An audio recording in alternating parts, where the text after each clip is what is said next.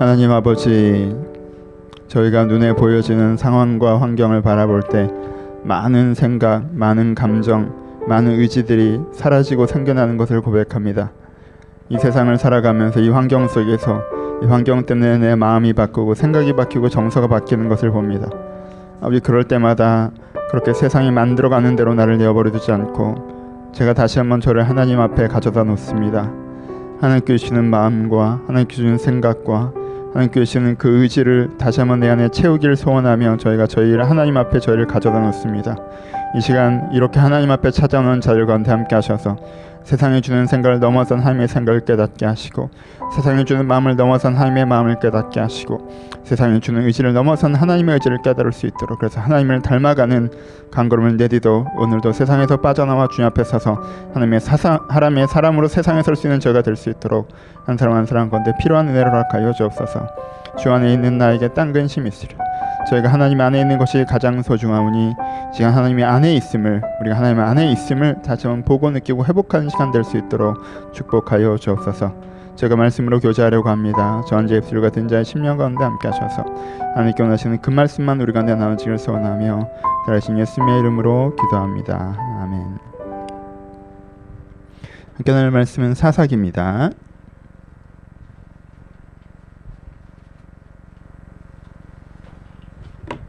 사사기 3장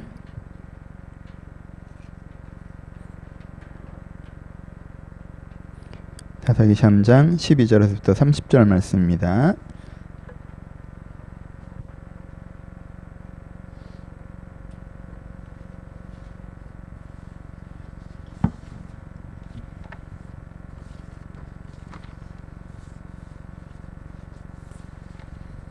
사사기 3장 12절에서 30절 말씀. 오늘은 스토리가 나와 있으니까요, 본문을 읽으시면서 이야기가 어떻게 흘러가는지 다시 한번 그 장면들을 생각하시며 읽으시면 더 좋을 것 같습니다. 12절부터 30절까지 한 절 교독합니다. 제가 10절 읽습니다.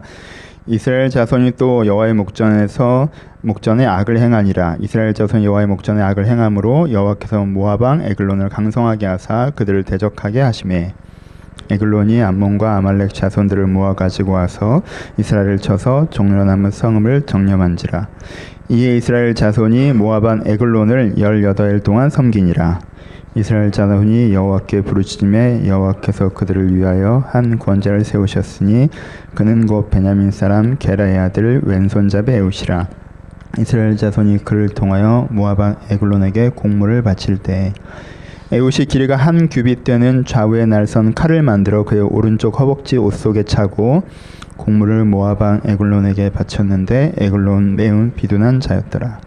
에웃이 공물 바치기를 마친 후에 공물을 메고 온 자들을 보내고 자기는 길갈 근처 돌뜬 곳에부터 돌아와서 이르되, 왕이여, 내가 은밀한 일을 왕에게 아뢰려 하나이다 하니 왕이 명령하여 조용히 하라 하매 모셔 선 자들이 다 물러간지라.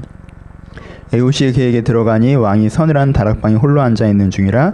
에웃이 이르되, 내가 하나님의 명령을 받들어 왕에게 아랠 일이 있나이다 하매 왕이 그의 좌석에서 일어나니 에웃이 왼손을 뻗쳐 그의 오른손 허벅지 위에서 칼을 빼어 왕의 몸을 찌르매 칼자루도 나를 따라 들어가서 그 끝이 등 뒤까지 나갔고 그가 칼을 그의 몸에서 빼내지 아니하였으므로 기름이 칼날에 엉겼더라. 에웃이 현관에 나와 다락 문을 뒤에서 닫아 잠그니라.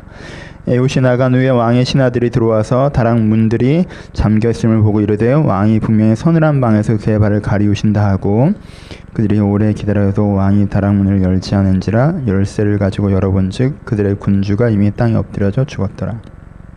그들이 기다리는 동안 에웃이 피하여 돌뜨는 곳을 지나 스이라로 도망하니라. 그가 이르되, 에브라임 산지에서 나팔을 분매 이스라엘 산지손이 산지에서 그를 따라 내려오니 에웃이 앞서가며 그들에게 이르되, 나를 따르라. 여호와께서 너희 원수들인 모압을 너희 손에 넘겨주셨느니라 하매 무리가 에웃을 따라 내려가 모압 맞은편 요단강 나루를 장악하여 한 사람도 건너지 못하게 하였고, 모압 사람 약 10,000명을 죽였더니 모두 장사요 모두 용사라 한 사람도 도망하지 못하였더라. 같이 있습니다. 그날의 모압이 이스라엘의 수하에 굴복함에 그 땅에 80년 동안 평온하였더라. 아멘. 안녕하세요. 오늘은 사사기의 인물들을 중심으로 이야기를 좀 시작하려고 합니다. 오늘은 그 첫 시간으로 사사 에훗에 대해서 함께 이야기를 나누어 보도록 하겠습니다. 본문을 읽으시면서 어려운 본문이 아니기 때문에 이 스토리가 어떻게 흘러가는지 장면들의 그림은 다 잡히셨을 것이라 생각하고 이야기를 나누어 보도록 하겠습니다. 이런 문장으로 오늘은 시작할까요? 문제의식이 과도해지면 무기력증이 찾아온다. 다시 한번 문제의식이 과도하면 무기력증이 찾아온다 라는 말로 시작해 봅시다. 아, 나는 이게 문제야. 우리는 이게 문제야. 이 사회는 이게 문제야. 여러분, 문제를 안다는 게 얼마나 중요한 일입니까? 하지만 문제가 아는 게 중요할 때는 그 문제를 해결할 의지와 대안이 있을 때에만 해당되는 이야기입니다. 내가 이게 문제라는 걸 알아요. 우리가 이게 문제라는 걸 알아요. 이 사회가 이게 문제라는 걸 알아요. 근데 문제가 뭔지만 알겠어요. 문제가 이렇게 심각해, 이게 정말 문제야 라는 것까지만 알면 그 다음에 무엇이 찾아옵니까? 무기력증이 찾아옵니다. 그렇죠? 문제가 이렇게 많은데 우리는 어떻게 할 수가 없어요 라고 하면 그 다음에 내가 할 수 있는 게 무엇이 있겠습니까? 아무것도 하지 않겠죠. 그렇죠? 무기력증이 찾아온다는 거예요. 가장 전형적으로는 여러분들 고등학교 때 경험해 보셨을 수도 있습니다. 고등학교 때 공부를 열심히 해봐야 좋은 대학교를 가기가 어려워요. 좋은 대학교를 간다 한들 뭐 좋은 직장을 잡기가 어렵고, 좋은 직장을 잡다 한들 내가 원하는 삶을 살 수가 없어. 그러면 지금 공부할 마음이 확 사라지죠. 그렇죠? 그런 것들이 찾아온다는 거예요. 지금 직장에 다니고 있어요. 근데 좋은 직장에 다니고 있어요. 근데 내가 열심히 한다 한들 인정받기도 어렵고, 인정을 받는다 한들 그게 내 인생의 미래나 장래에 큰 의미가 없고, 그럼 갑자기 이걸 할 마음이 사라지는 거죠. 그렇죠? 연애를 하고 두세 번 정도 연애에 실패하다가 그러면 이거 해봐야 결혼을 한다 한들 건강한 가정을 꾸리기도 어려울 것 같고 하면은 연애할 마음도 사라지는 부분들이 생기죠. 그렇죠? 내가 이게 문제의식을 심각하게 알게 되면, 근데 거기에 대한 대안이 보이지 않으면 사람들에게 찾아오는 것은 무기력증입니다. 무기력증 자체는 원하지 않는다라는 감정으로 일관되게 찾아와요. 하기 싫어, 귀찮아. 메인 정서가 귀찮음의 정서이죠. 연애도 귀찮고, 취업도 귀찮고, 뭐 이제 진지한 책을 보는 것도 귀찮고, 다 귀찮다고 생각됩니다. 원하지 않는다라고 생각합니다. 하지만 이렇게 찾아오는 무기력증은 원함이 없는 무욕의 상태가 아니라 원하는 대로 되지 않는 실망의 상태입니다. 그렇죠? 내가 느껴지는 감정은 원하지 않는 무욕의 상태인 것처럼 스스로 속지만 사실은 원하는 대로 되지 않는 실망감이라는 거예요. 이것은 우리 내부에서 원하는 것은 있는데, 이 무기력증이 어떻게 형성되냐 하면요, 원하는 것은 있는데 그 원하는 것을 내가 이루기가 어려워. 이 긴장감이 있단 말이에요. 사람은 맨 처음에 어떻게 시도하는지 아십니까? 내가 원하는 것을 지금은 안 되지만 이루어내는 걸로 이 긴장을 해소해 보려고 노력해요. 그렇죠? 근데 이게 이루어지지 않는다는 생각이 들면 이 긴장을 해소할 수 있는 유일한 방법이 뭐예요? 원하지 않는 것이죠. 그렇죠? 원하는 것이 있는데 이루어지지 않아요. 처음에는 이루어 보려고 하죠. 이루어서 이 긴장을 해소해 보려고 해요. 근데 안 이루어진다는 생각이 드는 순간 이 긴장을 해소하는 방법은 원하지 않는 것밖에 안 남단 말이에요. 그러니까 사람들은 그냥 안 원하는 쪽을 선택해요. 안 원하는 쪽을 선택하면 맨 처음 반응은 뭔지 아십니까? 편해집니다. 포기하면 편합니다, 여러분. 그렇죠? 편안함이 찾아와요. 그 긴장감이 사라진다는 거예요. 이제까지 그렇게 돼야 되는데 왜 안 될까? 됐으면 좋겠다. 안 돼. 너무 이 긴장감이 사라지는 순간 되게 편안해져요. 근데 두 가지 문제가 발생합니다. 첫 번째, 무기력증은 내면적으로 어떤 문제를 발생시키냐면요, 확장성을 갖는다. 암세포처럼 번져나가요. 내가 직업적인 문제에서 만약에 무기력증이 생겼잖아요. 그럼 거기에만 머물러 있지 않습니다. 내가 직업적인 문제에서 무기력증이 생겼으면 그냥 갑자기 뭐 일, 공부, 독서, 뭐 신앙생활, 자기성찰, 운동, 다이어트, 뭔가 열심히 해서 결과를 내는 것들에 대해서 만성적인 무기력증이 좀 확장됩니다. 내가 진지한 한 관계에서 내가 이렇게 무기력증이 생겼잖아요. 그러면 내가 친구들도 귀찮고, 모임도 귀찮고, 아는 사람 만나기도 귀찮고, 이 무기력증이 확장된다는 거예요.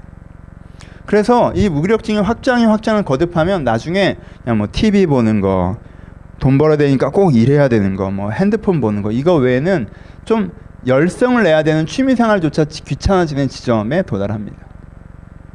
저는 뭐 여행이라도 가는데 열정을 냈고, 뭐 스포츠에 열정을 냈어요. 근데 그것도 좀 사라져요. 시큰둥해지기 시작합니다. 내가 무기력을 선택하잖아요. 내가 내 원함을 없애는 방법으로 이 긴장을 해소하잖아요. 그러면은 첫 번째 내적 문제가 발생하는데, 내적 문제는 만성적인 무기력증이 생기기 시작하면서 나중에 사는 게 귀찮아져요. 그러니까 삶에 대한 열정이 사라진다. 삶에 대한 에너지가 사라져요. 여기 거기까지 가면요, 정말 매사가 힘들어요. 밥 먹는 것도 힘들어, 귀찮고, 일어나는 것도 귀찮고 힘들고, 씻는 것도 귀찮고 힘들고. 내면적인 문제가 생긴다. 두 번째, 무기력증은 환경적인 문제도 만듭니다. 여러분 안 될 것 같아도 100은 안 될 수 있어요. 그쵸? 근데 하면 60, 70, 80은 나올 수도 있거든요. 근데 저게 안 되잖아 라고 해서 무기력증을 선택하냐 그럼 0으로 가요. 그렇잖아요. 움직이질 않으니까. 그때는 안 될지 모르겠지만 버티고 참고 기다리다 보면 기회가 올 수도 있어요. 근데 무기력증으로 대응하기 시작하면요 그 기간을 못 견딥니다. 준비하지 않아요. 기다리지 않아요. 그래서 기회가 와도 기회를 알아보지 못하고 지나가 버리죠. 내가 무기력증으로 대응하기 시작하면 그 가운데 내가 기회가 오고 내가 대응해내고 뭔가 기회가 찾아오지 않더라도 나 자신은 성숙할 수가 있거든요. 거기서 버티고 싸우는 동안 나는 바뀐단 말이에요. 그래서 내가 그걸 해결해내지 못하도 다른 걸 해결해낼 수 있는 사람으로 변화되고 성장할 수도 있어요. 근데 내가 아예 놔버리면 내가 바뀌질 않아요. 성숙도 사라진다. 여러분 살아가다 보면 최선을 위해서 뛰었는데 최선은 결국 안 되는데 내가 그 뛰는 것 때문에 차선이 발견될 때가 있어요. 그래서 내가 원래 생각했을 때는 그게 싫어했을지 모르겠지만 도달해보니 그 차선이 사실 나에게 꽤 만족스러울 때도 있단 말이에요. 근데 아예 무기력증으로 대응하면 차선조차 찾아오지 않아요. 환경적인 문제가 생긴다는 거예요. 이런 심각한 문제의식이 우리 가운데 무기력증을 만들 때가 있습니다. 이건 이래서 안 되라는 걸 아는 것이 그래서 아무것도 하지 않겠다라는 대응으로 만들 때가 있어요. 이게 굉장히 자연스러워 보이고 합리적이어 보입니다. 하지만 우리가 그렇게 자연스럽게 합리적인 선택을 하는 순간 내 안에 그 무기력증이 만성화되면서 삶에 대한 에너지가 급격하게 떨어지기 시작하고 그런 태도를 말미암아 우리가 만들어낼 수 있는 상황들조차 만들어내지 않으면서 사실은 가장 원하는 100은 아니었다 할지라도 가장 원하지 않는 0을 갈 필요는 없는데 우리는 가장 원하지 않는 그 자리를 갈 때가 스스로 그 자리를 스스로 자초하게 된다라는 것입니다. 여러분 저는 어찌됐건 그 문제에 매달려 있는 사람들이 만들어낸 차선들을 많이 봤습니다. 내가 좋은 태도는 아니었을 수도 있고 어떤 면에서는 신앙적이지 않았을 수도 있고 하지만 어찌됐건 그 문제에 매달려 있었던 사람들이 결국은 차선을 만들어내는 것을 많이 봤어요. 하지만 애초에 그것이 되지 않는다고 생각하고 놓는 사람들에게 차선조차 찾아오지 않는 것들도 봤습니다. 여러분들이 혹시 이런 일들이 생겨나고 있지는 않습니까? 우리의 문제의식이 우리의 무기력을 만들고 있지는 않습니까? 그래서 상황을 더 악화시키고 있지는 않나요? 오늘 에웃 얘기를 하려고 합니다. 에웃은 비참한 시대에 태어났습니다. 여러분 에웃이 태어나기 조금 전에는 위대한 시대가 있었어요. 어떤 시대예요? 여호사 시대죠. 여호사 시대가 어떤 시대였습니까? 각 사람이 인격적으로 좀 성숙했던 시대였어요. 그렇죠? 신앙심이 다 전체 신앙 평균이 굉장히 높았단 말이에요. 각 사람이 신앙적으로 인격적으로 성숙한 사람들이었어요.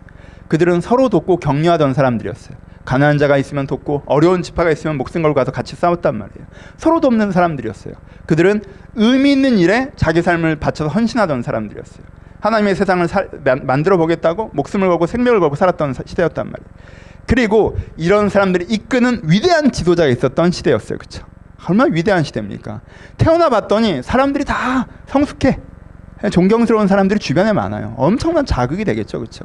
근데 그 사람들이 서로 도와. 나에게도 관심이 많고 나를 돌보고 또 나도 그러니까 자연스럽게 다른 사람을 돌보게 되고 이 사람들이 의미 있는 일을 헌신하고 있어요. 그러니까 나도 그것을 함께 결단하면 헌신하기가 좀 더 쉽잖아요. 그리고 내가 혹시 안 그럴 수도 있을 때 정말 존경스러운 닮고 싶은 지도자 여호수아가 이 우리를 함께 이끌고 있어요.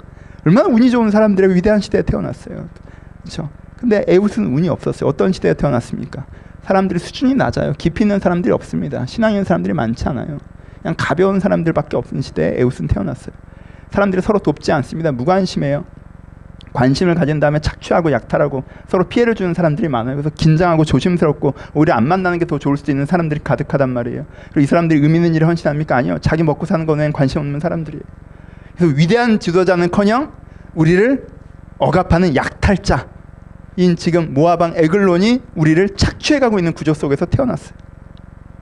주변 사람들은 수준이 낮아. 별로 이제 성숙한 사람들이 없어요. 주변 사람들은 나에게 관심도 없고 서로 피해주고 상처 주는 사람들 가득해. 이 사람 다 자기 먹고 사는 거 외에는 관심 없는 사람들이야. 그래서 우리 위에는 약탈자가 들어와서 우리를 착취해 먹고 있어요. 태어났는데 이렇게 태어난 거예요. 운이 없잖아요. 그렇죠? 비참한 시대에 태어났어요.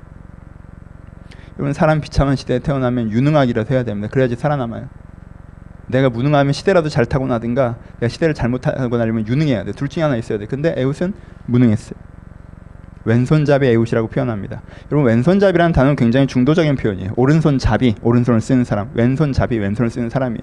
하지만 이 원어에서 보면요, 왼손잡이라고 쓰여 있지 않아요. 오른손을 쓰지 못하는 사람이라고 쓰여져 있어요. 그 당시 표현에서는요, 왼손잡이는 왼손잡이가 아니에요. 중도적인 표현이 아니에요. 오른손을 쓰지 못하는 사람이라는 표현이에요. 이건요, 그 당시에는 심각한 무능을 표현했습니다. 심각한 결격을 표현하는 거였어요. 그렇죠? 무능과 결격에 대한 표현이에요. 예를 들어 보죠. 요즘 시대도 마찬가지예요. 어떤 시대나 특정한 재능에 과도한 의미를 부여합니다. 요즘 시대는 어떤 재능에 과도한 의미를 부여해요? 수리력과 언어 능력입니다. 그렇죠? 수에 능하고 언어 습득에 능하면 영수 잘하면 걔는 똑똑한 애로 취급받아요. 20살이 되었을 때 다른 사람보다 훨씬 더 앞선 삶의 기회를 갖는다는 거예요. 여러분 도대체 수리력과 언어 능력이 뭐 그렇게 대단한 능력입니까? 괜찮아요? 그러니까 수리력과 언어 능력이 없으면 이 시대의 왼손잡이인 거예요. 그냥 오른손을 쓰지 못할 뿐인데 수리력과 언어 능력만 없지 통찰력이 있고 지도력이 있고 유능하고 탁월한데 삶의 기회에서 훨씬 더 뒤에서 출발할 수밖에 없잖아요. 어느 시대나 그런 이상한 편견들이 있어요. 어떤 능력을 과도하게 높게 평가하고 어떤 능력은 과도하게 낮게 평가한다는 거예요. 이때는 오른손을 쓰는 능력에 대해서 과도한 높게 평가가 있었어요. 오른손을 쓰지 못한다는 것에서 과도한 낮은 평가가 있었다는 거예요. 그러니까 에웃은요, 굉장히 무능한 사람은 아니었을지 모르겠지만 그 당시에 무능한 취급을 받았어요. 여러분, 무능한 사람만큼 혹은 그보다 더 어려운 게 무능한 취급을 받는 거예요. 삶의 기회가 제공되지 않는다는 거예요. 오른손을 쓰지 못하는 사람에게. 우리가 수학, 영어 못해도 얼마나 많은 기회가 우리한테 박탈됐습니까? 23살, 4살까지. 그 다음에 좀 나아졌지만. 에웃은 그래서 그 당시에 능력이 없고 그것을 무시해왔고 차별받았습니다. 여러분 에웃의 삶의 자리를, 출발점을 한번 돌아봅시다. 어려운 시대에 무능하게 태어났습니다. 여러분 어려운 시대에 무능하게 태어났어요. 여러분 이 문장을 듣는 순간 결론이 뭐여야 할 것 같습니까? 무기력 아닙니까? 어려운 시대에 무능하게 태어났으면 하고 싶은 것이 있어도 할 수가 없는 무기력이 그 사람의 결론이어야 되지 않을까요? 에웃이야말로 무기력의 함정에 빠지기 최적화된 상황에서 태어났습니다. 근데 우리가 알고 있는 에웃은 그렇게 살지 않았다는 거예요. 우리가 어려운 시대에 무능하게 태어났으면 내가 무기력하게 사는 걸 되게 정당화시키고 당당하게 난 당연히 무기력할 수밖에 없다고 얘기했을 텐데 에웃은 그렇지 않았다는 거예요. 에웃을 좀 들여다봅시다. 에웃은 무엇이 달랐기 때문에, 어떠한 삶의 태도로 자기 자리에서 출발했기 때문에 다른 삶을 살아갈 수 있었을까요? 오늘은 전형적으로 에웃이 한 인물을 상상력을 동원해서 다시 한번 생각해보고 그 인물을 본받고자 하는 이야기로 나누어 보려고 합니다. 에웃을 봅시다. 첫 번째, 그는 뭐가 달랐습니까? 모든 사사에게 이건 동일하게 나타나는 것입니다. 맨 처음에 이미 말씀드린 것, 에웃은 원함을 포기하는 것으로 갈등을 해결하지 않습니다. 다른 표현으로 에웃은 선한 욕망 자체를 꺾지 않습니다. 자기가 무능하고 시대가 악해요. 그것과 상관없이 에웃의 마음 가운데 아직 뭐가 있어요? 이 나라가 이렇게 되지 않았으면 좋겠다. 세상이 이 모양인 게 싫다. 그리고 세상이 이 모양이 아니게 바꾸고 싶다. 라는 것들이 그 마음 가운데 있었다라는 거예요. 그렇죠? 여러분 에웃의 중심 가운데 뭐가 있었어요? 세상이 이 모양인 게 싫고 그렇기 때문에 내가 세상을 바꾸고 싶은데 쓰임받고 싶다 하는 그 마음 자체가 안 흔들린 거예요. 왼손잡이 주제에, 이런 비참한 시대에 태어났던 주제에 그 열정 자체, 그 선한 욕망 자체는 그가 흔들리지 않았다라는 거예요. 그렇죠? 그는 그걸 꺾지 않습니다. 자, 그걸 하지 못할 만한 사람이다, 그러니까 어쩔 수 없다라고 하지 않습니다. 여러분 그 욕망 자체를 꺾지 않으셔야 됩니다. 내가 그 욕망 자체를 안 되는 것이다 라고 놓아버리는 순간 우리는 무기력으로 갈 수밖에 없어요. 그렇죠? 그 욕망 자체를 놔서는 안 돼요.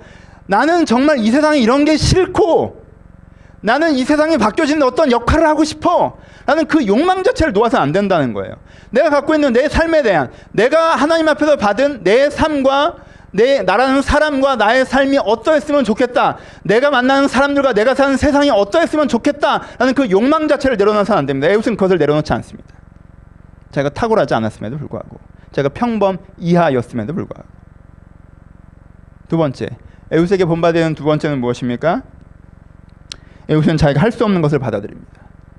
여러분 이것이 에웃의 독특한 특징입니다. 첫 번째는 모든 사사에게 동일하게 있다는 것이고, 에웃은 자기가 할 수 없는 것을 받아들입니다. 여러분 세상을 바꾸고 싶어요. 근데 나는 여호수아가 아니야. 모두가 나를 존경하고 지도력을 갖고 있지 않다는 거. 난 모세가 아니야. 난 떨기나만 가운데 하나님께서 찾아오셔서 주의 영광을 보여주지도 않았어요. 난 삼손도 아니에요. 난 낙의 척변으로 400명을 때려잡을 수도 없단 말이에요. 그렇잖아요? 기드온도 아니에요. 하나님께서 기적을 보이시고 그에게 하나님의 일들을 일으키시지 않으셨어요. 아니 그렇지 않으면 주의 용사가 될 수 없잖아요. 그렇지 않으면 주의 일을 할 수가 없잖아요. 무릇 하나님의 지도자라고 하면 무엇인가가 있어야 되는 거 아닙니까? 지도력을 받던가 어떤 영적 은사를 받든가 하나님께 그에게 어떤 특별한 능력을 주시든가 아니면 특별한 기적이나 계기들을 만들어내시든가 그런 것들이 좀 있어야 되잖아요. 근데 에웃에게는 그게 없었어요. 근데 에웃은 자기에게 일어나지 않는 일들, 자기가 할 수 없는 것들을 받아들입니다. 내가 여호수아 같지 않다고 해서 모세 같지 않다고 해서 포기하지 않습니다. 자기가 할 수 없는 것을 받아들여야 합니다. 이것은 조금 이따 좀 더 자세히 얘기하겠습니다. 그 다음에 에웃은 무엇을 합니까? 자기가 할 수 있는 것을 찾습니다. 에웃은 자기가 할 수 없는 것에 매달리지 않아요. 자기가 할 수 있는 것을 찾아 나서기 시작합니다. 에웃이 홍해를 가르지 못해요. 에웃이 여리고를 무너뜨리지 못합니다. 나는 그런 걸 할 수 없어요. 근데 내가 할 수 있는 건 무엇일까요? 에웃은 자기가 할 수 있는 걸 찾기 위해서 자기가 가진 것을 알아봅니다. 자기가 갖고 있는 것이 무엇입니까? 에웃이 갖고 있는 것. 에웃이 갖고 있는 것이 딱 한 가지가 있습니다. 뭐예요? 왼손잡이라는 거예요. 연약한 사람이라는 거예요. 무능한 사람이라는 거예요. 에웃은 그걸 가지고 있었어요. 여러분 왼손잡이는 뭘 할 수 있는지 아십니까? 그 당시에 상황을 한번 다시 한번 살펴봅시다. 모압이란 나라가 이 나라를 침공해 들어와서 점령했습니다. 그리고 이 나라를 수탈하고 약탈하려고 합니다. 여러분 한 나라가 다른 나라를 점령해서 수탈하려고 약탈하려고 할 때 꼭 필요한 것이 무엇인지 아십니까? 내부의 협력자입니다. 친일파가 필요하다는 거예요. 앞잡이가 필요해요. 앞잡이란 단어에서 이미 그 의미가 다 나타나지 않습니까? 그러면 누구를 거기서 앞잡이로 세울까요? 누구를 거기서 내부의 협력자로 세웁니까? 그 기존 사회에 불만 있었던 사람들을 세웁니다. 그렇죠?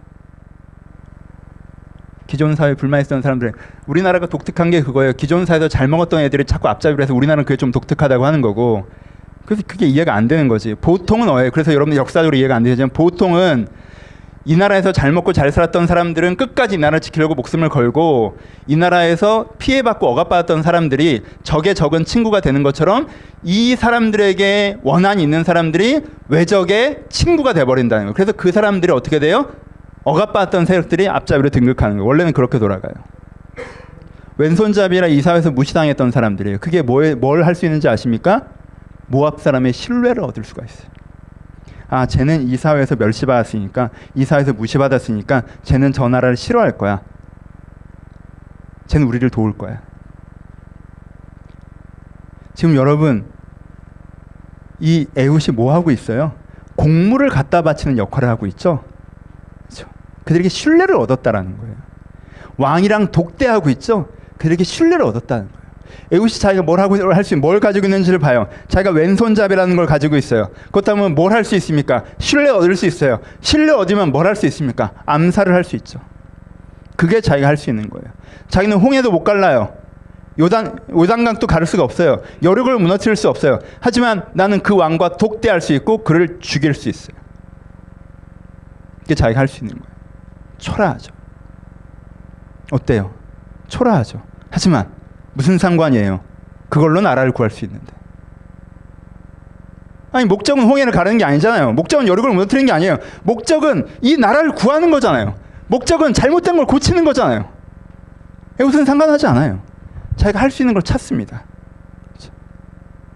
내가 여호수아처럼 할 수는 없고 갈렙처럼 할 수는 없고 내가 모세처럼 할 수는 없어. 근데 내가 할 수 있는 건 뭐지? 내가 할 수 있는 건 이거야.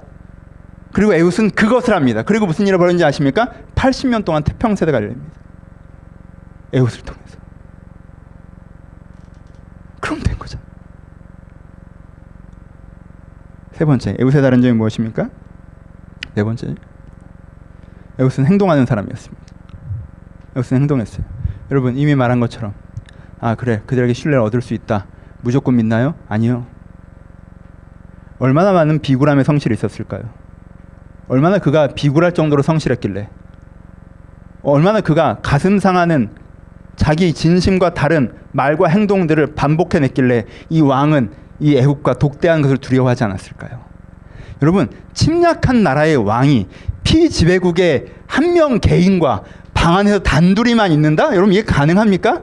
절대 그러지 않아요. 30m, 50m 떨어져서 얘기합니다. 항상.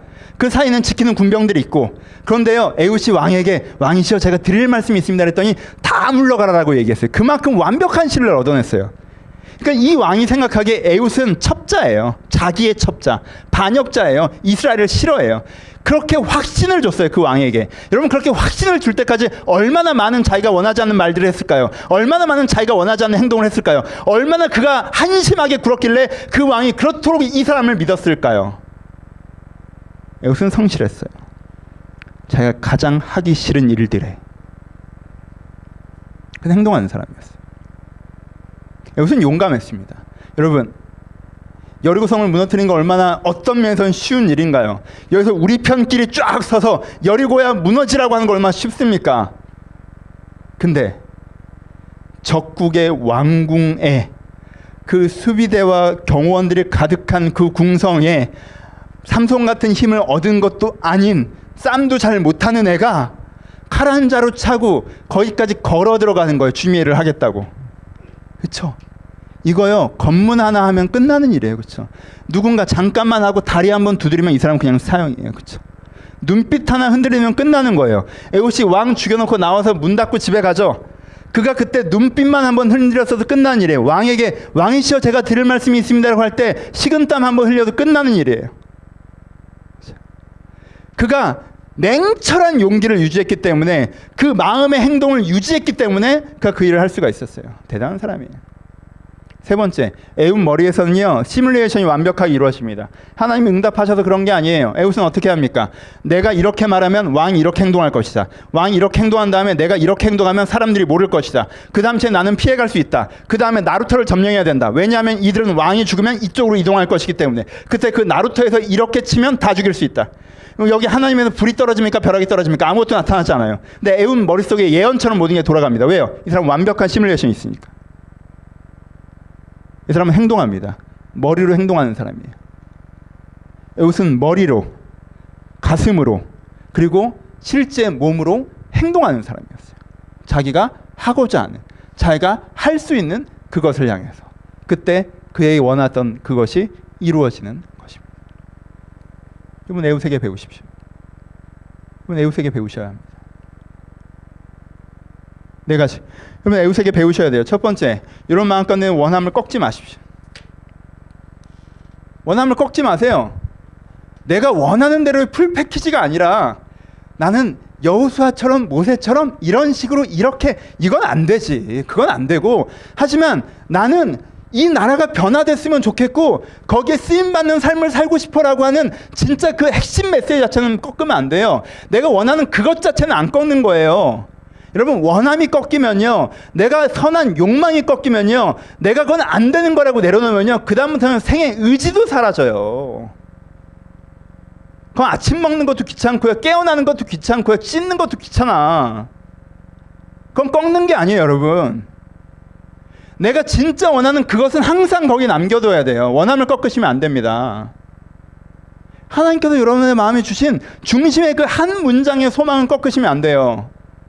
두 번째 뭐 하셔야 돼요? 여러분 오해하지 마세요. 첫 번째와 두 번째를 잘 기억하셔야 돼요. 내가 할 수 없는 것은 받아들이십시오. 포기를 배우세요. 소망은 꺾지 마시되 포기를 배우세요. 내가 좌절할 필요는 없지만 방법적 포기를 배우셔야 됩니다. 어떤 사람들은 방법적 포기를 배우지 못해요. 내가 할 수 없는 것을 받아들이지 못하고 내가 할 수 없는 방식으로 계속 노력해요. 난 여호수아가 아닌데 여호수아처럼 자꾸 하려고 해요. 여러분 에훗이 여리고 돌았으면 걔는 돌다 죽었어요. 모세처럼 바로 앞에 가는 모세처럼 내 백성을 놓아라고 했으면 걔는 정문에서 죽었을 거예요. 하나님이 걔는 버리시고 쟤는 취하셔서 그렇게 하신 것입니까? 아니에요. 그렇지 않습니다. 그렇죠? 에훗에게는 에훗의 방식이 있는 건데 그가 자꾸 자기가 할 수 없는 것을 고집하다 죽는 거예요. 그렇게 하면. 왜? 그게 멋있어 보이니까 그게 편해 보이니까 난 그런 게 좋으니까 그게 내 원업이잖아. 그게 무슨 상관이에요 도대체. 사람들은 자기가 할 수 없는 방법을 포기하지 않아요. 왜? 그걸 자기가 원한다는 이유 때문에 그게 편하다는 이유 때문에 그게 좋다는 이유 때문에. 동규야 얌전하게 있자. 동규야 얌전하게 있자. 원하는 방법 때문에 그것을 하지 않는다는 거예요. 하지만 내가 그것을 할 수 없는 방법이라고 한다면 그것을 포기하실 줄 아셔야 돼요. 어떤 사람은 그걸 받아들이지 못해요. 내가 할 수 없다는 걸 받아들이지 못해요. 난 그런 방법을 하고 싶어. 그게 안 돼? 그럼 난 아무것도 안 되는구나. 난 아무것도 못하는구나. 여러분, 이것도 할 수 없다는 걸 받아들이지 못하는 거예요. 여러분들 할 수 없다는 걸 받아들이세요. 여러분 할 수 없다는 걸 받아들이는 것은 그렇게는 못하더라도 나의 나됨으로 내가 할 수 있는 것들이 있다는 걸 받아들이는 거예요. 여러분들 할 수 없는 것을 받아들이십시오. 고집 부리지 마세요. 그거 안 된다고 다 끝났다고 그러지 마시고 여러분들 할 수 없는 것을 욕심 좀 부리지 말고 받아들이셔야 돼요. 전 옥하님이 아니에요. 전 하용조도 아니고요. 전 이찬수도 아니에요. 전 김재철도 아니고요. 이재철인가 몰라요. 저는 성품으로 탁월할지도 않고요. 한국교회를 갖고 울물지도 않겠고요. 옥하는 목사처럼 시대를 바꾸지도 않을 거고요. 그렇게 성숙한 인품으로 그렇게 하지도 않을 거예요. 그렇게 하용조 목사처럼 성령이 충만하지도 않을 거고요. 전 그렇게 되지 않을 거예요. 그런 목사를 원하시면 거길 가세요. 두 분은 돌아가셨으니까 나머지 빨리 하셔야 되는데. 제가 그렇지 않다는 걸 받아들여야 돼요. 제가 그분들을 어설프게 흉내내고 나는 그런 사람이 아닌 것에서 그런 척 해봐야 아무 일도 벌어지지 않아요. 그건 내가 무능하기 때문이 아니에요. 내가 멍청하기 때문이에요. 내가 그렇게 흉내낼 마다 받아들이지 않아요. 하지만 전 에웃에 가까워요. 전 여호수아도 아니고 모세도 아닐지 모르겠지만 제가 받은 칼이 있고요. 제가 들고 있는 은사가 있고요. 제가 해야 되는 사명이 있단 말이에요. 그걸 받아들이면 되는 거예요. 워너비, 여러분들이 꿈꾸는 누군가가 아니라는 걸 받아들이세요. 방법적 포기를 배우세요. 방법적 포기를 배우세요. 방법적 포기를 하라고 했더니 좌절하지 말고, 방법적 포기를 배우지 못하고 좌절해서 무기력해지지 말고 그 방식으로는 안 된다는 걸 받아들이셔야 돼요. 그리고 세 번째 뭐 하셔야 돼요? 내가 할 수 있는 걸 찾으셔야 돼요. 여러분, 에웃이 할 수 있는 게 뭐였어요? 왼손잡이였다는 거예요. 연약했다는 거예요. 여러분, 이걸 에웃이 발견했던 게 얼마나 위대한 발상의 전환인지 아시겠습니까? 얼마나 대단한 조명하심인지 아시겠어요? 내가 가진 건 왼손잡이인 거야. 나 이거 평생 이것 때문에 욕먹고 괴로웠는데 내 이걸 갖고 있어. 난 이것 때문에 신뢰감을 얻을 수 있고 그게 내 인생에 큰 기회가 될 수 있어. 하나님이 할 수 있는. 여러분, 이 발상이 정말 얼마나 대단한 건지 안 느껴지세요? 여호수아가 난 여호수아보다 이게 훨씬 더 대단한 것 같은데, 어떤 면에선. 이분 태어나 봤더니 삼손이야. 난 막 아무거나 들어. 내가 던지면 사람이 죽고. 이걸 발견하기는 쉽지. 근데 내가 왼손잡이인 재능과 은사를 가졌다는 걸 발견한 지 얼마나 어려워요. 근데 여러분, 그게 있어요. 내가 할 수 있는 게 있단 말이에요. 내가 할 수 있는 게 있어요. 내 길이 있어요. 그걸 발견하셔야 돼요. 세 번째, 여러분, 쉽게 가려는 생각을 하시면 안 돼요. 하나님께 개입하시면. 여러분, 에웃도 성경에 적혀져 있는데 여러분 에웃 잘 모르죠? 에웃도 성경에 적혀있는데 사람들 에웃 잘 몰라요. 왜? 이 사람은 어렵게 봤거든. 누구 잘 알아? 여호수아 잘 알아. 왜? 쉽게 갔잖아. 쉽게 갔잖아. 모세 잘 알아요. 쉽게 갔잖아. 인생 전체는 아니지만 지팡이를 내딛었더니 홍해가 갈라졌잖아. 좋잖아. 7바퀴 돌았더니 성이 무너졌다고. 좋잖아. 우리 가운데 뭐가 있어요? 쉽게 가려는 생각이 있어요. 우리는 쉽게 가는 것이 패키지라고 생각해요. 하나님의 기회에 하나님의 일을 하는 것과 쉽게 가는 것이 패키지라고 생각해요. 그렇지 않아요. 에웃은 쉽게 가지 않았어요. 에웃은 내가 가진 것이 왼손잡이라는 것이고 이것 때문에 신뢰를 얻을 수 있고 신뢰를 얻어서 암살할 수 있다는 걸 알기까지 얼마나 굴욕의 성실을 겪었습니까? 얼마나 많은 고민과 시뮬레이션을 반복합니까? 얼마나 대단한 용기의 결단, 홀로 남는 것들을 기대합니까? 자기가 홀로 남겨지는 용기와 비루한 성실과 계획하는 치열함이 그 인생에 한 번도 끊어지지 않았습니다. 그 날들이 쌓여서 칼을 쏟고 꽂아낼 수 있는 하루를 만나게 되는 거예요. 그렇죠? 에웃은 자기가 서 있어야 될 그 자리에 서 있었어요. 이렇게 하셔야 돼요. 이렇게 해야 인생의 자리에서 걸어 나올 수가 있습니다. 결론 갑시다.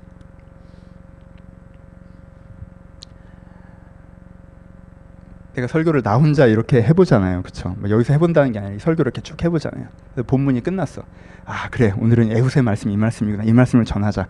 근데 내가 상상해봤길래 이렇게 내가 본론을 딱 끝냈을 때 여러분들의 감정에, 아, 그렇구나, 내가 에웃처럼 해야 되네요. 목사님, 그걸 몰랐네요. 내가 정말 안 되는 건 놓고 내가 뭔지 찾고 내가 그렇게 비루한 성실을 하고, 아, 목사님 정말 이렇게 하고 싶어요.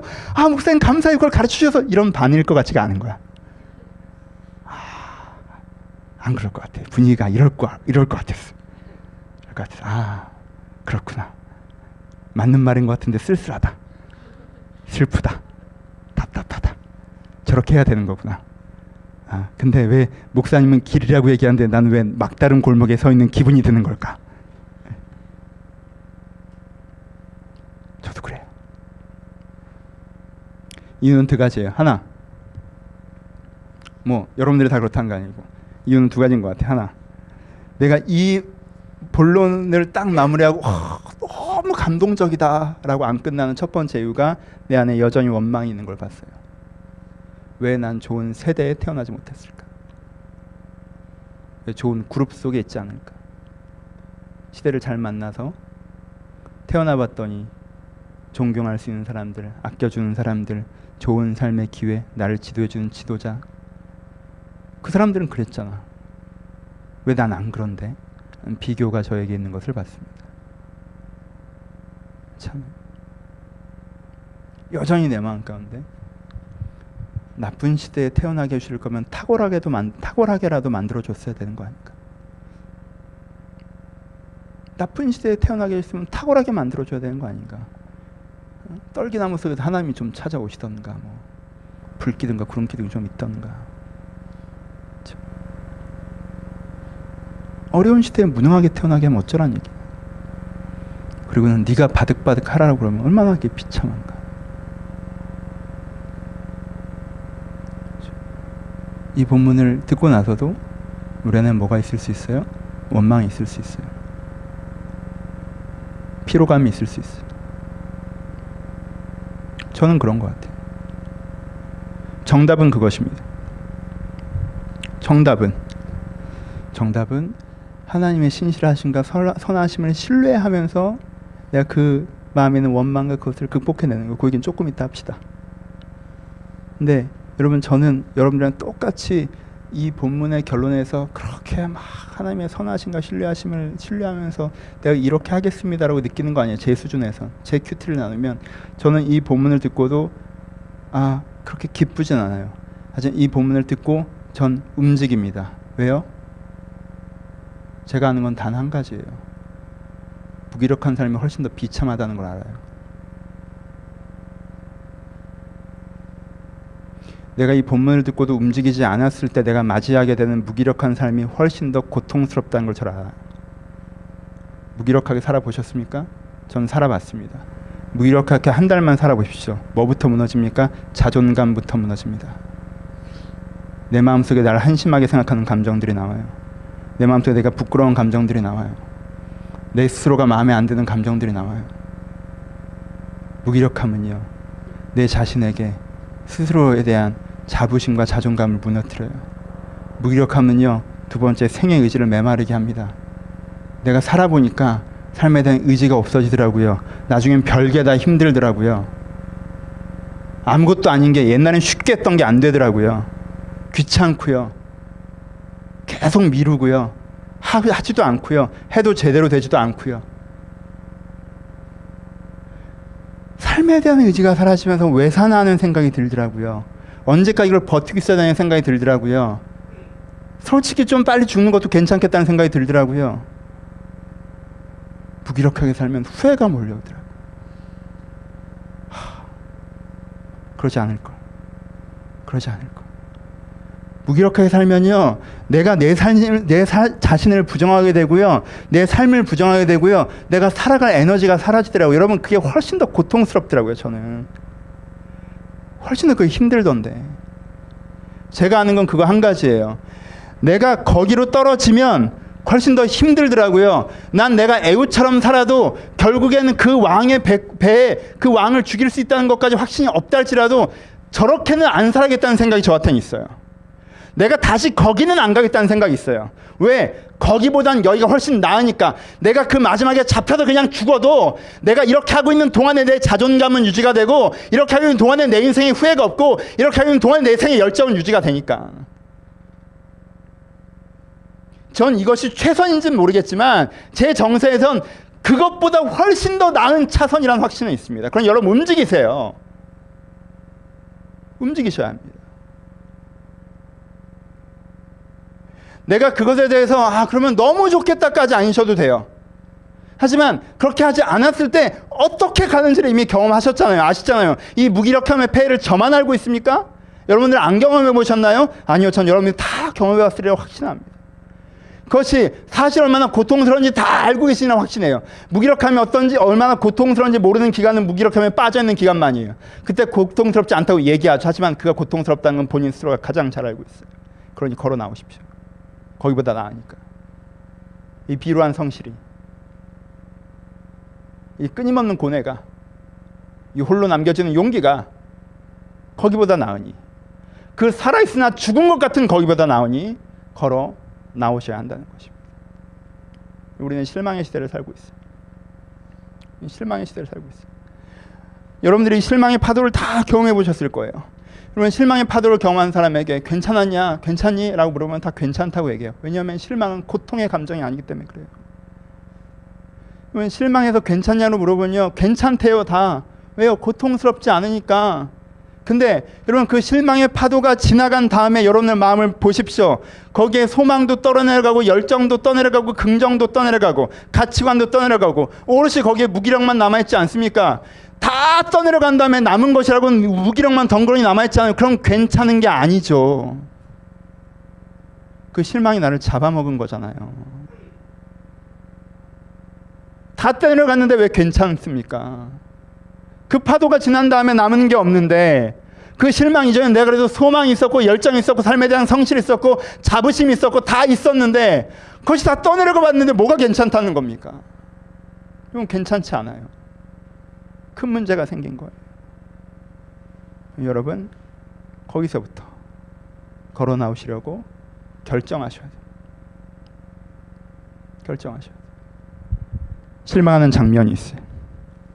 실망했을 때 좌절하면 그 다음에 무기력이에요. 도표를 보세요. 실망했을 때 좌절하면 무기력으로 넘어가요. 근데 실망했을 때 그러니까 뭐 하셔야 돼요? 여러분 방법적 포기를 하셔야 돼요. 아 이렇게는 안 되는구나 라고 생각하셔야 돼요. 이렇게는 안 돼요.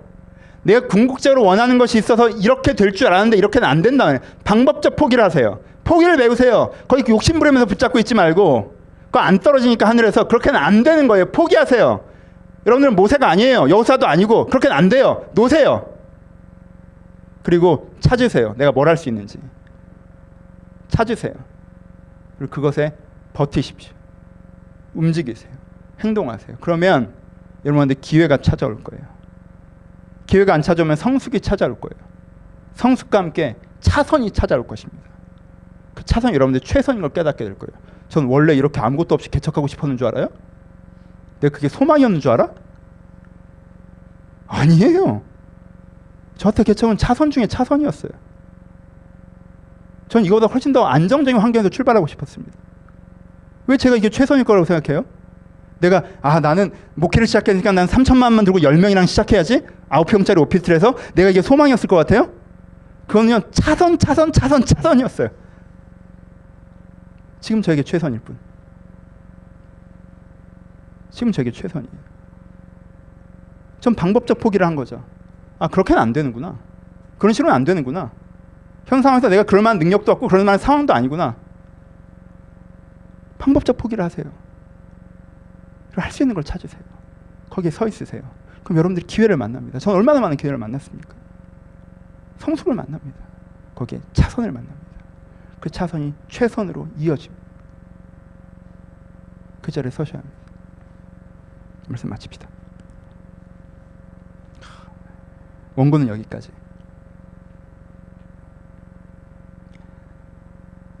엔딩은 찬양으로 하죠. 주 안에 있는 자에게 땅 근심이 있으리. 제가 어제 설교를 하고 이 찬양을 딱 받았는데 이 찬양 첫 구절을 보고 되게 가슴이 뭉클했어요. 여러분들 다시 결론을 냅시다. 그럼 에웃은 왜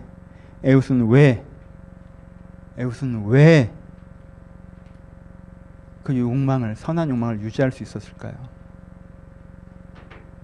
에웃은 왜 왼손잡이인데 어두운 시대를 태어났는데 그 욕망을 잃어버리지 않을 수 있었을까요?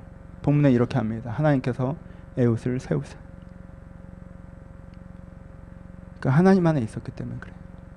다른 표현으로 여러분들 그 방향성, 반복적 포기지만 목적적 포기를 하지 않을 수 있는 유일한 근거는 뭐냐면요, 그게 결국엔 될 것이라는 소망의 근거가 필요해요. 그렇죠?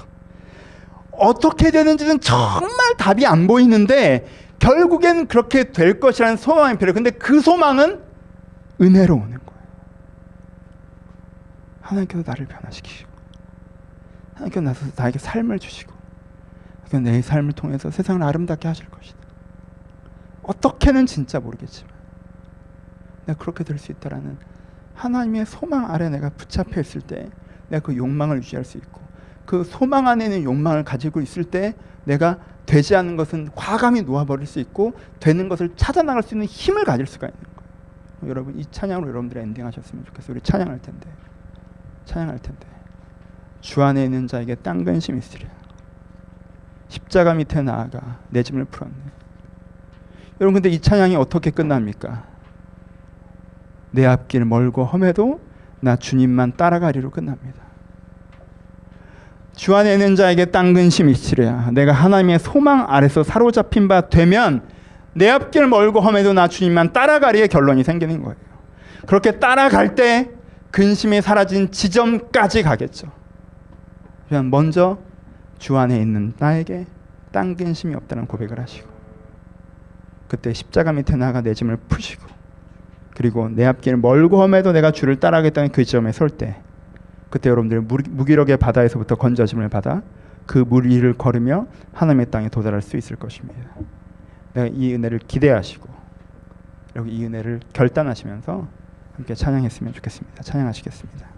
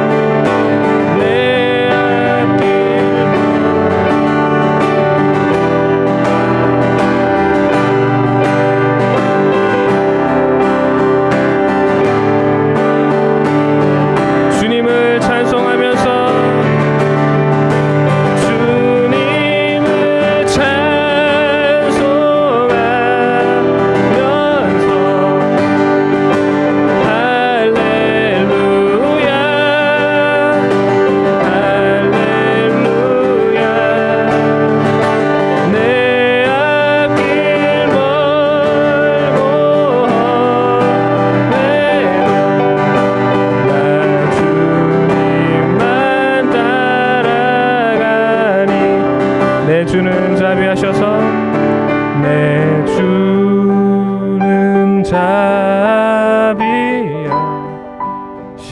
늘 함께 계시고 늘 함께 계시고 내 궁핍함을 하시고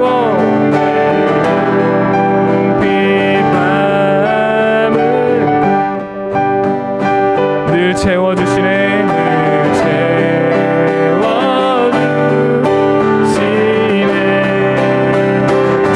찬송하면서 주님을 찬송하며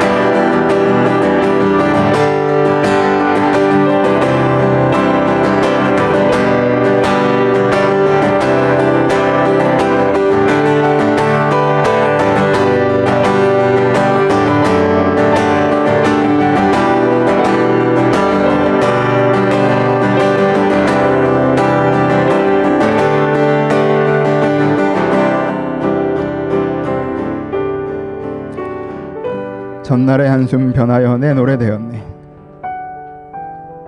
내 두려움이 변하여 내 기도 되었고. 여러분한테 두려움과 한숨이 있으신 분들이 있다면, 아니 두려움과 한숨조차 이젠 나지 않는 무기력함에 있으신 분들이 있다면, 다시 한번 하나님께서 내 마음에 찾아오셔서 내 인생을 다시 한번 소망하기를, 내 인생의 소망이 회복되기를, 그 소망 때문에 내 앞에 이 멀고 험한 길을 하나님과 함께 걸어갈 용기를 갖는 그런 일들이 벌어지게 해달라고 기도하셨으면 좋겠습니다. 주여, 내가 두려움과 한숨조차 지나 무기력함에 방치되어 있습니다. 생에 대한 의지도 사라졌고 모든 것이 귀찮고, 문제는 내가 많이 아름다운 언어들로 설명할 수 있으나 대안은 하나도 잡고 있질 않아서 사실은 무엇을 어떻게 해야 되는지 모르겠습니다. 아버지, 하지만 내가 진심 원하는 건 이렇게 사는 것은 아니오니 아버지, 나를 인도하여 주옵소서. 내가 할 수 없는 것을 놓게 하시고 내가 할 수 있는 것을 시작하게 하여 주옵소서. 그 가운데 하나님의 은혜와 영광인 것을 제가 만나게 하여 달라고 들을 말씀 생각하면서 한번 같이 기도하도록 하겠습니다. 기도하겠습니다. 아버지, 이들 가운데 함께 하셔서, 아버지 이들 가운데 함께 하셔서 하나님의 일을 벌어지게 하여 주옵소서. 아버지, 이들 가운데 함께 하나님의 일을 벌어지게 하여 주옵소서. 아버지, 이들 가운데 함께 하나님의 일을 벌어질 수 있도록 축복하여 주옵소서. 아버지, 이들 가운데 함께 하나님의 일들이 일어날 수 있도록 저희 인도하여 주옵소서. 이들 가운데 함께 하나님의 선량하신 일들이 일어날 수 있도록 주여 인도하여 주옵소서. 아버지, 주여, 저희가 할 수 없는 것들을, 할 수 있는 것들을 시작하게 하여 주옵소서.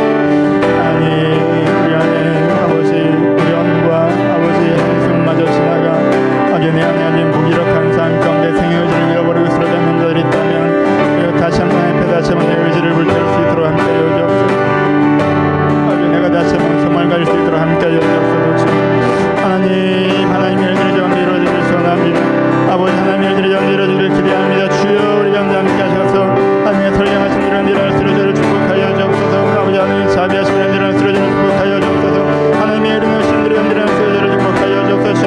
아버지, 우리 가운데 이웃처럼 앞에 쓰임받기를 소원하오니, 아버지, 저희가 이웃처럼 앞에 쓰임받기를 소원하오니, 하나님 주여, 저희가 이웃처럼 서기를 소원하오니, 내가 솔로몬이 아닐지라도, 내가 여호수아가 아닐지라도, 내가 어떤 위대한 것들이 아닐지라도, 내가 한편 내가 가지고 있는 것들, 내가 소유하고 있는 것들, 한편 내가 받은 것들, 내가 앞에 의미를 내가 깨닫고, 아주 거기에서 하나님을 따라가는 자들을 쓰러져를 돌봐주옵소서. 아주 내가 거기서도 주님을 바라본 자들을 쓰러져를 도와주옵소서. 하나님, 우리 가운데 다시만 하나님의 은혜 가운데 다시만 서기를 소원합니다. 우리 여기 지쳐있는 마음들을 이렇게 이루어하여 주옵소서. 내가 격려도 필요합니다. 위로도 필요합니다. 시도 필요합니다. 하지만 저희한테 소망이 필요하오니, 하나님이여, 저희한테 그 소망을 허락하여 주옵소서. 하나님, 저희한테 소망을 허락하여 주옵소서. 하나님, 소망을 허락하여 주옵소서. 아버지, 우리 가운데 인생을 향한 소망을 허락하여 주옵소서. 하나님이여, 저희한테 소망을 허락하셔서 아버지, 그 소망에 대해 저희가 치열하게 고민하며 걸어갈 수 있도록 축복하여 주옵소서. 아버지, 우리 가운데 여기를 소망합니다. 그러니 게으름을 내려놓고 아버지 앞에 걸어가기를 소망합니다. 주여, 우리 가운데 게으름을 내려놓고 앞에 걸어가기를 소망합니다. 우리 영적인 게으름과 육적인 게으름들이 있습니다. 내면의 게으름과 생활의 게으름들이 있습니다. 아버지, 하나님, 저희가 이 게으름 형제를 넘어서 아버지에 나가기를 소원합니다. 저희들 결단의 잡에 나가면 나가기를 소원합니다. 주여를 잡아주옵소서.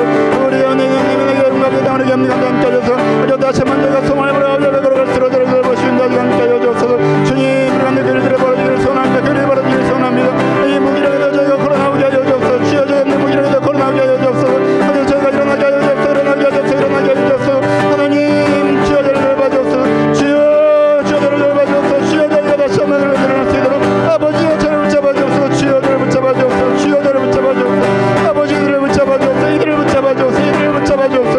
하나님, 그 소망하는 여기에 들어갈 수 있도록 저를 돌봐주옵소서. 주여, 우리 가운데 함께 하여주옵소서. 우리 두 번만 더 기도할 거예요. 우리 한 번 더 기도하시기는 소망 달라고 기도하십시오. 여러분, 계획 없는 소망을 받으십시오. 소망 주신다고 하면 계획이 뭔데요? 어떻게 되는 건데요? 여러분, 그거 차지하고 어떻게 되는 건지 모르겠지만 된다는 그 소망을 먼저 받으세요. 여러분, 그 소망을 받은 사람이 계획을 만나는 거지, 계획까지 옵션을 있는 소망이 여러분 인생에 찾아오지 않습니다. 하나님, 내가 소망을 주시옵소서. 우리가 지칠 때 무엇으로 지칩니까? 여러분, 너무 분주하게 살아서 지친 분들도 있고요, 너무 상처받아 지친 분들도 있어요. 여러분, 그때는 쉼이 필요하겠죠. 위로가 필요하겠죠. 하지만 아무리 쉬어도, 아무리 위로받아도 새 힘이 안 나세요? 그럼 여러분은 소망이 없어서 힘드신 거예요. 아무리 위로를 받아도 힘들고 아무리 쉬어도 힘든다면 여러분 소망이 없어서 힘이 드는 거예요. 소망이 주는 힘을 받으셨으면 좋겠습니다. 아버지, 사실 내가 힘든 이유가 소망이 없어서가 아닙니까? 내 안에 소망을 주시옵소서. 내가 뭔지는 모르겠지만 내가 정말 하나님 앞에서 제대로 의미 있게 아름답게 행복하게 살 수 있다는 그 소망을 주시옵소서. 그냥 사는 게 별거 없구나, 이게 다구나, 내 이런 깨달음을 가장한 거짓에 속지 않고 하나님 그 소망을 받게 해달라고, 우리 소망 달라고 한번 같이 기도하기를 소원합니다. 기도하겠습니다. 아버지, 이들 가운데 눈을 감춰주세요. 아버지, 이들 마음에 게으름에 빠지는 이들 가운데 하나님의 소망을 허락하여 하나님 지체하는 자들 가운데 소망을 허락하여 아버지 주여, 아버지 주여, 아버지 주의들 가운데 소망을 허락하여 주여, 이 절망한 자들 가운데 소망을 허락하여 주옵소서. 상황만 보고 포기한 자들 가운데 소망을 허락하여 주옵소서. 환경만 보고 좌절한 자들 가운데 소망을 허락하여 주옵소서. 아버지 하나님을 바라보는 생들을 자가운데 소망을 허락하여 주옵소서. 아버지 들어간 하나님의 소망이 다시 한번 복되기를 소원합니다. 하나님의 소망이 들어간 다시 한번 복되기를 기도합니다. 의리의 소망이 들어간 다시 복되기를 기도합니다. 아버지 찾아오셔서 이들의 마음과 다시 한번 희망을 주시옵소서. 하나님의 소망을 주시옵소서. 내 인생이 이게 다가 아니라는 소망을 주시옵소서. 내가 사는 게 뭔지 다 알았다는 이 어리석음에서 벗어나와 내 인생에 무엇이 하나님께 나에게 인도하시는 그 소망을 제가 다시 한번 바라보게 하여 주옵소서. 아버지 우리 가운데 꿈을 허락하여 주옵소서. 우리 가운데 기도를 허락하여 주옵소서. 아버지 우리 가운데 얼마를 허락하여 주옵소서. 하나님 이들의 마음 가운데 찾아오셔서, 이들의 이만 가운데 찾아오셔서, 이들의 온 가운데 찾아오셔서 주여 하나님의 소망으로 불어나기를 소망합니다. 아버지 이들의 온 가운데 찾아오셔서 하나님의 소망으로 불어나기를 기대하며 주여, 여기서 주저하지 앉아있지 않고 어제 소망이 없는 매너리즘에 그 무기력함에 당연한 듯이 주저앉아있지 않고 여기부터 일어나기를 하나님 앞에 간구하며 다시 한번 주님을 바라봐 하나님께서 내 인생을 사로잡고 계시고 내 인생을 인도하시며 내 인생을 아름답게 하실 것이라는 믿음을 다시 한번 갖게 하여 주옵소서. 그 길을 갖고 소비하시고 소망을 갖고 소비하시고 그 은혜를 갖고 설 수 있도록 이들을 축복하여 주옵소서. 하나님 이들을 주관하시기를 소원합니다. 아버지 이들과 함께 하시기를 소원합니다. 주여 하나님의 지혜와 하나님의 은혜를 이들과 함께 하기를 기대하오니 주여 우리 가운데 돌보시고 가지고 축복하여 주옵소서. 주여 저를 돌보시고. 우리 마지막으로 기도합시다. 여러분, 에우세계 여러분들이 꼭 도전받으셔야 되는 것들은 부지런함입니다. 우리가 영적으로 게으르지 않습니까? 우리가 육적으로 게으르지 않습니까? 육적으로 분주하게 살고 있다고 여러분들의 영적 게으름을 외면하지 마십시오. 내가 영적으로 고민을 많이 하고 있다고 해서 여러분들 육적 게으름을 무시하지 마세요. 우리가 영육 간에 부지런해야 됩니다. 영육 간에 성실해야 됩니다. 그래야 우리의 삶 가운데 소망을 다시 한번 만날 수 있습니다. 에우시 하나님께서 주신 길을 걸어갔어요. 자기 발로 걸어간 거예요.